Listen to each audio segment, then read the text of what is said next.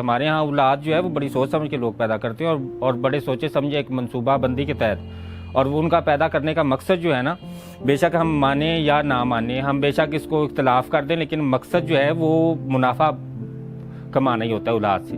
جو اولاد منافع نہ دے اس کو تو ہم کہتے ہیں نافرمان۔ میری بات سنو، سگریٹ نہیں پلاتے تھے، چائے پلا دو یار، کتنی ٹھنڈ لگ رہی ہے۔ ہماری جو مینٹیلٹی ہے نا، نیچرل طور پہ مینٹیلٹی وہ ہے منافع خوری، چاہے وہ اولاد ہو چاہے کوئی اور ہو، ہم منافع چاہتے ہیں اور اس منافع کے لیے ہم انویسٹ کرتے ہیں۔ ہم پیدا کرتے ہیں بچہ پیدا کرنے کے بعد اس پہ انویسٹ کرنے کے بعد اس پہ جب پیسہ ہم لگانا شروع کرتے ہیں، اس کے بچپن سے جو شروع ہوتی ہے، اس کی دودھ کے ڈبوں سے شروع کریں، اس کے کھلونوں سے شروع کریں، اس کو آگے مزید بڑا ہو کے وہ کالج یونیورسٹی تک بھی چلا جاتا ہے، تو ہاں ہم کس لیے، ہم کیا توقع کر رہے ہوتے ہیں؟ ہم توقع یہ کر رہے ہوتے ہیں کہ یہ ایک بڑا افسر بنے، جو باپ نے کما کے اس پہ پیسہ لگایا ہے وہ پیسہ بھی یہ واپس کرے کما کے ہمیں۔ لیکن ایک مزیدار بات یہ ہے کہ جو غریب ہے نا، اس طبقے میں جو بچے پیدا ہوتے ہیں نا، ان پہ انویسٹمنٹ نہیں کی جاتی، ان سے ڈائریکٹ منافع کمایا جاتا ہے۔ مطلب کہ آپ دیکھ لیں کہ بچپن میں بھی کوئی ان کو نہ کھلونے ملتے ہیں، بچپن میں نہ ہی ان کو گرم کپڑے ملتے ہیں، انہیں کچھ بھی نہیں ملتا، صرف اور صرف وہ ماں باپ کی منافع خوری کے لیے پیدا کیے جاتے ہیں کہ بھی وہ صبح جائیں اور جا کے کما کے لا کے یا باپ کا نشہ پورا کریں یا لا کے اپنے گھر میں راشن لے کے آئیں۔ اور وہ چھوٹے بچے آپ کو ورک شاپ پہ نظر آتے ہیں، آپ کو گھروں میں نظر آتے ہیں، آپ کو ہر جگہ پہ نظر آتے ہیں، اور ان کو دیکھ کے ہم یہ کہہ رہے ہوتے ہیں کہ یہ تو گھر کے بڑے ہیں، وہ گھر کے بچے ہی ہیں، بڑے کب ہو گئے وہ؟ تو ہم جو چھوٹی کلاس ہے، جو چھوٹا طبقہ ہے، وہ تو بچے کو 6-7 سال کی عمر میں وہ لگا دیتا ہے پیسے پہ کہ منافع کما کے لاؤ، اور جب تک وہ زندہ رہتا ہے وہ منافع کماتا رہتا ہے۔ اور اگر وہ منافع کما کے دینے سے انکار کر دے، اگر وہ منع کر دے، اگر وہ اپنی جگہ کو چیلنج کر دے، تو ہم کیا کہتے ہیں؟ نافرمان۔ اوئے ہوئے ہوئے، اللہ نے تو کہا تھا اف بھی نہ کرنا، تم نے اف کیسے کر دی؟ پھر اس کو اتنا ہم زیادہ ڈراتے ہیں کہ اب تو تمہارے اوپر جہنم واجب ہو گئی ہے، تم تو اب جہنم میں جاؤ گے۔ غریب لوگوں کے گھروں میں جائیں نا تو ان کے 10-10 20-20 بچے ہوتے ہیں، 15 بچے، 10 بچے، 60 بچے، اور ہم ماشاءاللہ کہہ رہے ہوتے ہیں، ہم کہتے ہیں ماشاءاللہ 15 بچے ہیں غریب کے گھر میں، ماشاءاللہ 20 بچے ہیں غریب کے گھر میں۔ اس غریب کے پاس بیٹھ کے اگر آپ کبھی یہ پوچھ لینا کہ بھئی تم اتنے بچے تم نے کیوں پیدا کیے، تم نہ پیدا کرتے، تم غریب تھے، تھوڑا پیدا کر لیتے، تو وہ کیا کہے گا آگے سے؟ اللہ نے جڑیاں روحاں دنیا تے بھیجنیاں انہاں آنا ہی، پھر میں تو نہیں روک سکتا، میں کیویں روکاں؟ اللہ انہاں دا ذمہ دار، اللہ انہاں دے رزق بھی ذمہ دار، اللہ انہاں دا ذمہ دار۔ میری ذمہ داری کوئی نہیں، میری ذمہ داری نہ تو منافع کمانا پر پیسے کمانے میری ذمہ داری۔ اور ایون کہ غریب کی مینٹلٹی آپ دیکھ لیں، لوور مڈل کلاس کے جو بچے مر جاتے ہیں نا، ریپ ہو کے جو مرتے ہیں، ان کے بھی وہ پیسے لیتے ہیں، 10 لاکھ 15 لاکھ روپیہ وہ لیتے ہیں۔ غریب کے ہاں یہ ہوتا ہے، ہر غریب کے کہاں ہوتا ہے، یہ جا کے دیکھ لیں۔ اور زیادہ تر پیسے اس لیے بھی لے رہتے ہیں کہ انصاف نہیں ملتا انہیں۔ طیبہ تشدد کیس میں اس کے والدین ذمہ دار ہیں اور کوئی بھی ذمہ دار نہیں۔ میرا بچہ جا کے کسی کی کوٹھی میں کام کر رہا ہے، 7 سال کا بچہ، تو میں ذمہ دار ہوں نا اس کی، پیدا تو میں نے کیا تھا۔ لوگوں کو تو میں جا کے بتاتی پھر رہی ہوں کہ اس کو کام کرنے کی ضرورت نہیں، اس کا رزق کا ذمہ دار تو اللہ تعالیٰ ہے۔ تو پھر آپ یہ اندازہ کریں کہ کون ذمہ دار؟ میں ایک بچہ ہے 7 سال کا اور مجھے پتا ہے کہ یہ معاشرہ اتنا خطرناک ہے کہ یہاں پہ بچہ نکلے گا تو ریپ ہو کے مر جائے گا، میں جانتی بھی ہوں، اور پھر میں اس کو ایک گھر میں جا کے بھیج دوں تو کون قصوروار ہے؟ میں قصوروار ہوں۔ ہمارے ہاں اس غریب طبقے سے نکل کے آگے لوور مڈل کلاس طبقے میں چلے جائیں۔ مڈل کلاس طبقے میں تو ایک سینیریو ڈیفرنٹ ہے، سب سے تکلیف دہ زندگی مڈل کلاس طبقہ گزار ہے ہمارے۔ اس مڈل کلاس طبقے میں اگر آپ 4 بچے پیدا کر لیتے ہیں تو ان میں سے جو بڑا ہوتا ہے اس کی ذمہ داری چھوٹوں کو سنبھالنا ہوتا ہے۔ اس کی ذمہ داری ہوتی ہے کہ بھئی آپ باپ کے بعد تم ہی باپ کا بازو، اس کو شروع سے سکھاتے تم باپ کا بازو، تم باپ کا بازو، تم باپ کا بازو، اور وہ بازو کو ہم باہر بھیج دیتے ہیں ذلیل ہونے کے لیے۔ وہ بیچارہ باہر کتنی مشکل سے کما رہا ہوتا ہے، پردیس میں نہ تو اس کے پاس ہنر ہوتا ہے نہ اس کے پاس تعلیم ہوتی، باہر بھیج کے سعودی عرب میں وہ مزدوری کرتا ہے بیچارہ، سڑک پہ وہ سوتا ہے۔ لیکن ہمارے گھر میں دیکھ لیں جو وہ شہنشاہ ہوتے ہیں، ہمارا بیٹا باہر گیا ہے، ٹھیک ہے ہم نے پیدا کر دیا، پیدا کر کے اس کو ہم نے باہر بھیج دیا ہے، باہر بھیج کے اب بھئی ہمارا تو مسئلہ حل ہو گیا، ہمیں تو بھئی منافع بخش چیز مل گئی ہے، اب وہ وہاں پہ مرے، وہ کٹے، وہ بھوکا سوئے، ہمیں آئی فون 11 وہ پہنچائے، ہمارے گھر میں پیسے وہ لازمی پہنچائے، چھوٹے بھائی کی فیس اور کالج کی بائک اور اس کا خرچہ وہ ضرور پہنچائے، تاکہ جب گھر والے آ کے پوچھیں کہ بھائی اتنی عیاشی کہاں سے کر رہے ہو تو ہم کہیں گے بیٹا باہر گیا ہوا ہے۔ تو ہمیں سب کو پتہ ہے کہ حضرت عمر نے جو دور خلافت تھا اس میں انہوں نے پینشن کو شامل کیا تھا، اور وہ پینشن کو شامل اسی لیے کیا تھا کہ ایک انسان جو پوری زندگی اپنی ایک حکومت کو دے رہا ہے، ایک ریاست کے اندر ایک خدمت کر رہا ہے، تو بڑھاپے کا سہارا حکومت بنے گی اس کا۔ یہ حضرت عمر نے اپنے خلافت میں شروع کیا اور بڑھاپے میں ان کو پینشن دینی شروع کی گئی، اور اب تک ویسٹ میں وہ چیز شامل ہے۔ حضرت عمر چونکہ حضور پاک صلی اللہ علیہ وسلم کے ساتھ رہتے تھے تو انہیں یہ بات کیوں نہیں ذہن میں آئی کہ بھئی حکومت کیوں پینشن دے، یہ تو اولاد کا ذمہ داری ہے، اولاد کا ان کو پالنا اولاد کی ذمہ داری ہے۔ تو میرا خیال اس بات سے مجھے تو یہی لگتا ہے کہ اولاد کا پالنا ذمہ داری نہیں ہے، اولاد کو عزت کرنا اور خدمت کرنا اور ان کے ساتھ اچھا سلوک کرنا ذمہ داری.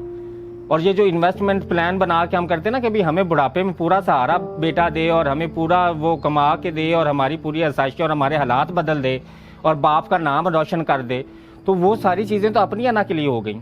اگر مجھے کوئی انسان میں پیدا کروں اس لیے کہ بھی وہ میرا نام روشن کرے, کوئی انسان میں پیدا کروں کہ وہ مجھے بڑھاپے میں سہارا دے, اپنی زندگی سیکیور کرنے کے لیے کوئی انسان پیدا کروں, تو میں خود غرض ہوئی نا, لالچی ہوئی نا, میں مجھے خود غرض اور لالچی کہا جائے گا. لیکن اگر میں ایک انسان اس لیے پیدا کرتی ہوں, ایک انسان اس لیے جو ہے وہ معاشرے میں اس کی تربیت کرتی ہوں, اس کو اچھا انسان بنانے کی کوشش کرتی ہوں کہ کل کو معاشرے میں یہ ایک اچھا کردار ادا کر سکے, تو ان دونوں سینیریوز میں کتنا اختلاف ہے اور کتنے یہ مختلف چیزیں. اور ہمارے ہاں آپ سچ بتائیں کہ کس لیے بچہ پیدا کیا جاتا ہے؟ کیا معاشرے میں بہترین اور مثبت کردار ادا کرنے کے لیے پیدا کیا جاتا ہے یا اپنی ذات اور انا کو تسکین دینے کے لیے پیدا کیا جاتا ہے؟ آپ بچہ پیدا نہیں کرتے تو سب سے زیادہ ڈر یہ ہوتا ہے دنیا خسرا نہ کہہ دے.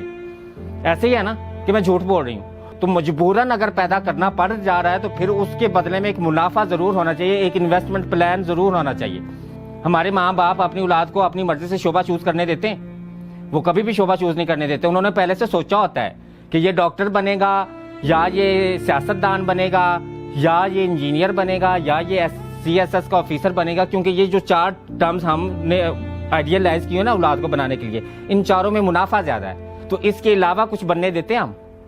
آپ یہ بتائیں کہ صرف ایسا ہم لفظی اختلاف نہیں کرتے, ایسا نہیں کہ ہم لفظوں سے کہتے ہیں کہ بیٹا یہ نہ بنو, ہم تو باقاعدہ اس کو مینٹلی ڈپریس کرتے ہیں. آدھے سے زیادہ خودکشیاں نہیں کی بچوں نے. کیوں کی؟ کیونکہ ہم نے انہیں وہ بننے نہیں دیا جو وہ بننا چاہتے تھے. ہم نے اپنی مرضی کے مطابق انہیں بنایا کہ ہماری مرضی کے مطابق جو ہم چاہتے ہیں وہ بنو. دیکھیں یہ تو ہمارے ہاں جو عورتیں ہیں نا, عورتیں چونکہ گھر میں کام کر رہی ہوتی ہیں, انہوں نے ہاؤس ہولڈ سنبھالا ہوتا ہے, تو اب انہیں تو چاہیے ہوتی ہے اس ذمہ داری سے چھٹکارا. اب اس ذمہ داری سے چھٹکارا حاصل کرنے کے لیے انہیں بہو چاہیے, تو وہ تو اپنا بیٹا اس لیے پال رہی ہوتی ہیں کہ بہو اپنی مرضی کی لاؤں گی, بہو تو اپنی مرضی کی لے کے آؤں گی, تمیز والی لے کے آؤں گی. نہ بھائی پڑھیاں لکھیاں نہیں لے کے آؤں گی, بہت زبان چلاؤں دیا وہاں. کیا کہ وہ اپنے لیے پسند کر رہی ہوتی ہے, وہ بیٹے کے لیے نہیں پسند کر رہی ہوتی. وہ یہ تھوڑی کہتی ہے کہ بھی میرے بیٹے کی عادت تو بھائی غصے والی ہے, مجھے تو نرم مزاج کی لڑکی چاہیے, یا میرے بیٹے کی عادت تو اس طرح کی ہے تو مجھے اس کے لیے اس طرح کی لڑکی ہے. وہ کہتی نہیں, وہ کڑی چاہیے جڑی میرے کے زبان نہ چلاوے, وہ کڑی چاہیے جڑی مینوں ماں سمجھے. نہ بھائی میں تو نواں سوچ سمجھ کے لاؤنی ہے, کل نوں مینوں نہ گھروں کڈیا ہوئے. اس کو تو ایک انویسٹمنٹ کے طور پہ ایک بہو چاہیے جو اس سے ساری ذمہ داری سنبھال کے تو گھر اس کا رہنے دے, مطلب گھر کی مالک وہ ساس ہی رہے لیکن نوکرانی بہو بن جائے.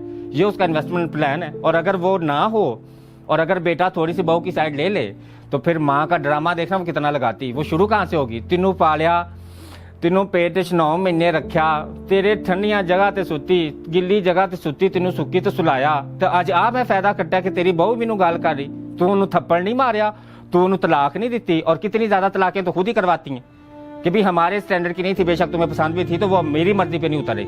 ہمیں ہر کچھ اپنے لیے چاہیے, ہم خود غرض اور مطلبی لوگ انتہا کے, حد سے زیادہ مطلبی لوگ ہیں. ہمیں کوئی اولاد بھی چاہیے تو اپنی ذات کے فائدے اور نفع اور خوشی کے لیے, اگر ہمیں کوئی اور چیز بھی چاہیے تو اپنی ذات کی فائدے اور نفع اور خوشی کے لیے چاہیے. تو کاروبار کی جو ہے وہ اس میں کاروبار میں 2 چیزیں آتی ہیں, ایک تو اثاثہ جات آتے ہیں جن کو ہم ایسٹ بولتے ہیں, اور ایک لائبلٹی ہوتی ہے, مطلب جس سے آپ کو منافع نہیں آ رہا ہوتا, آپ کو کاروبار میں وہ ضروری چاہیے بھی ہوتی ہیں. تو مسئلہ یہ ہے کہ اس میں جو ہمارے خاندان فیملی سسٹم جو والدین ہیں نا, ان کے لیے لائبلٹی وہ بیٹیاں ہیں جن کے وہ نصیب سے بہت ڈرتے ہیں, اور جن کو پیدا کرتے ہیں وہ بڑا روتے ہیں کہ یہ تو منافع نہیں کما کے دے گی, یہ تو پرائے گھر چلی جائے گی, اس سے کہاں سے پیسہ آئے گا. تو بیٹیوں سے تو شروع سے ہم جان چھڑاتے ہیں. یہ تو پچھلی صدی میں چلے جائیں تو وہ کہتے تھے بیٹی کو پڑھا لکھا کے کیا کرنا ہے, بیٹی کو کچھ بھی دے کے کیا کرنا ہے, اس نے تو پرائے گھر جانا ہے, اس نے کون سا یہاں پہ رہنا ہے. لیکن آج کل چونکہ آپ کو میں نے بتایا کہ ہماری ہوس اور لالچ انتہا کو پہنچا ہوا ہے, آج کل تو بیٹی کو پڑھانا ضروری ہو گیا کیونکہ شادی نہیں ہوتی, وہ لائبلٹی سے جان نہیں چھوڑتی اگر اس کو پڑھائے نا. تو پوری گفتگو کا جو لب لباب تھا وہ اینڈ پہ چونکہ آپ حل طلب کرتے ہیں کہ بھی حل بھی بتانا چاہیے, تو اس کا حل جو ہے نا وہ 3 سیکٹرز پہ مشتمل ہے. پہلا سیکٹر تو ریاست ہے. پہلا سیکٹر ریاست اس لیے کیونکہ جو بچہ ریاست کے اندر اسٹیٹ کے اندر پیدا ہوتا ہے وہ ریاست اس کی ذمہ دار ہے, اور اس اسٹیٹ کے اندر جو بوڑھا انسان مر رہا ہوتا ہے اس کی ذمہ دار بھی اسٹیٹ ہی ہوتی ہے, کیونکہ ٹیکس پیئر ہے نا, ٹیکس ہم لوگ دے رہے ہیں. اب ایسے آپ لوگ سمجھیں گے کہ پتہ نہیں یہ اخلاقی فرض ہے اسٹیٹ کا, اخلاقی فرض نہیں, اس کی ذمہ داری کیونکہ ٹیکس ہم دے رہے ہیں. ویسٹ میں آپ دیکھ لیں, ویسٹ میں بچوں کی انویسٹمنٹ جو تعلیم ہوتی ہے اس کی بھی انویسٹمنٹ حکومت کر رہی ہوتی ہے, اور بڑھاپے میں جو اولڈ ہوم ہوتے ہیں وہاں پہ بھی حکومت انویسٹ کر رہی ہوتی ہے. ہمارے یہاں بے شک کچھ اولڈ ہوم ہے لیکن وہ انتہائی غلیظ اور گھٹیا اور بری حالت کے اندر ہیں کہ وہاں پہ تو کوئی جائے گا بھی نہیں اس اولڈ ہوم میں.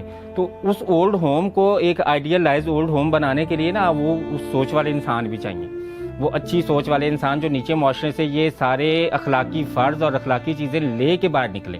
اور جو ماں باپ ہیں وہ بچے اپنی خود غرضی کے لیے مت پیدا کریں. ماں باپ کی جو ذمہ داری بحیثیت انسان وہ یہ ہے کہ وہ جو بھی بچہ پیدا کریں اس کو ایک مثبت کردار معاشرے میں اس کا بنائیں. بچے کو اگر ہم معاشرے میں مثبت کردار ادا کرنا سکھا دیں گے تو اوور آل معاشرہ بہتری کی طرف چلا جائے گا. لیکن اگر ماں باپ صرف یہ چاہیں گے کہ ہماری خود غرضی اور ہماری انا کی تسکین بنی رہے تو پھر ایسے بدل نہیں سکتے حالات. ایٹ دا اینڈ میں یہ کہوں گی کہ 3 شعبے ہیں اور تینوں شعبوں کو اپنی اپنی ذمہ داری نبھانی پڑے گی. جب یہ آپ نبھائیں گے تو ایک مثبت اور با کردار معاشرہ آپ کو ملے گا.